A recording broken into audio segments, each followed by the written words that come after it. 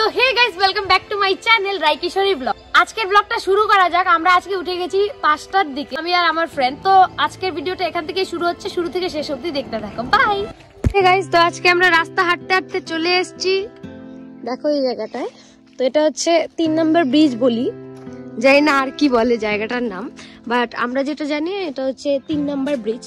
আর এটা হচ্ছে আমাদের বাড়ির অনেকটাই পূর্ব সাইডে পড়ে। আর এই রাস্তা দিয়ে আমরা এসেছি। তো এখানে অনেক বছর পর এলাম।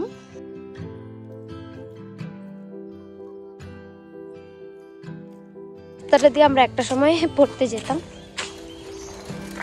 তো বহু বছর হয়ে গেছে, আমরা এখন যাই না। গাইস, মর্নিং ওয়ার্কের পরে আর কিছুই তেমন দেখানো হয়নি। তো এখন চলে এসেছি দিদার বাড়িতে। খুব প্রিয় একজন দিদা আছে আমার, তার সঙ্গে দিদার সঙ্গে আছে প্রিয় মা। তোমাদের দেখাবো।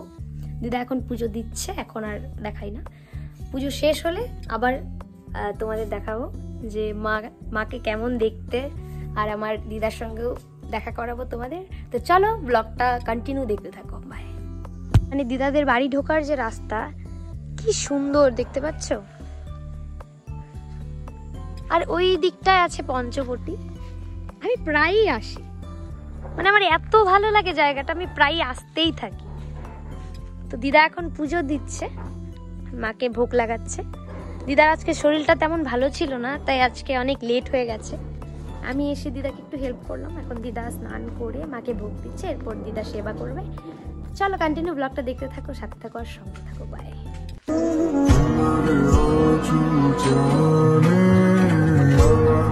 এটা এত শান্তি হয় না মাকে দেখলে, কি সুন্দর। দিদা মাকে এত যত্নে রাখে।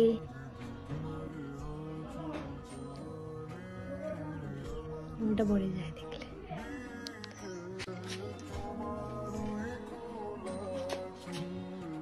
এখন আমি যাচ্ছি বাড়ি, আর বাড়ি গিয়ে আমার একটা কীর্তন আছে, তো সেখানে যাব। মানে আমার লাইফটা না আসলেই খুব ভালো।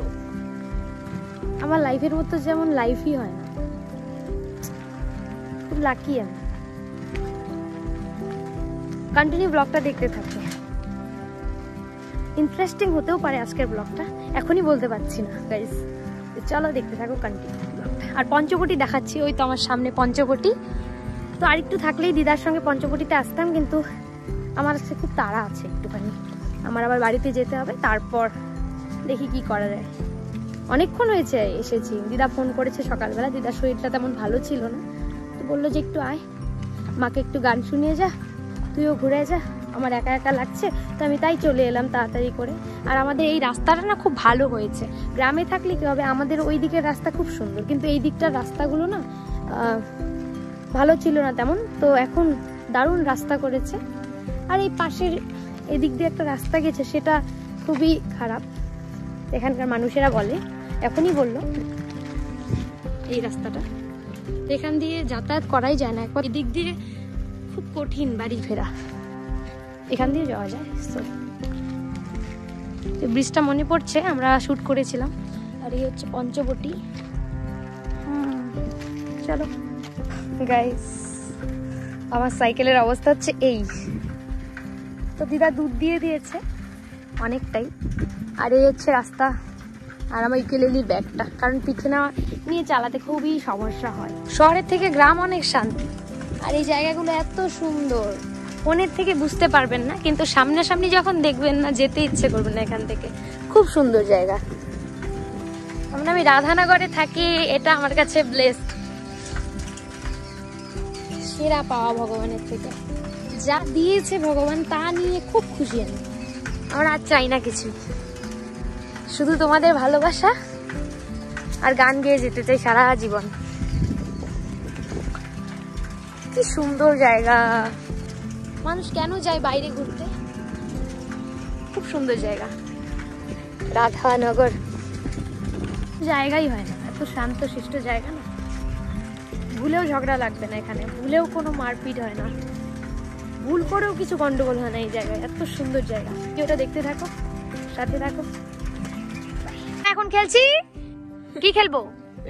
পেটুল। তো আমরা কারা কারা, আমাদের দলে কারা কারা? ওকে, আর ওরা 3 জন।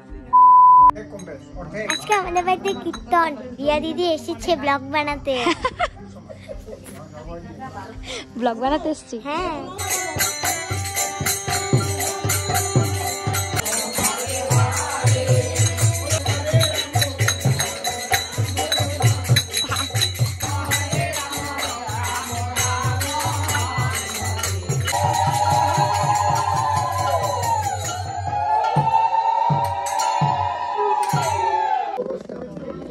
পুনু এখন সাজছে।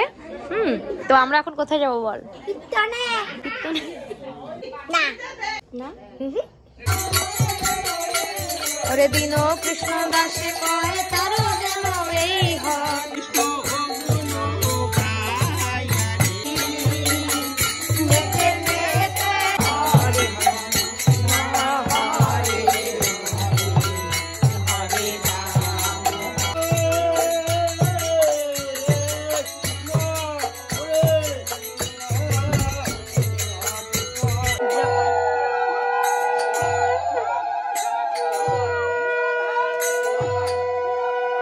Thanks for watching. দেখা হচ্ছে আবারও নেক্সট ব্লগে। Bye bye.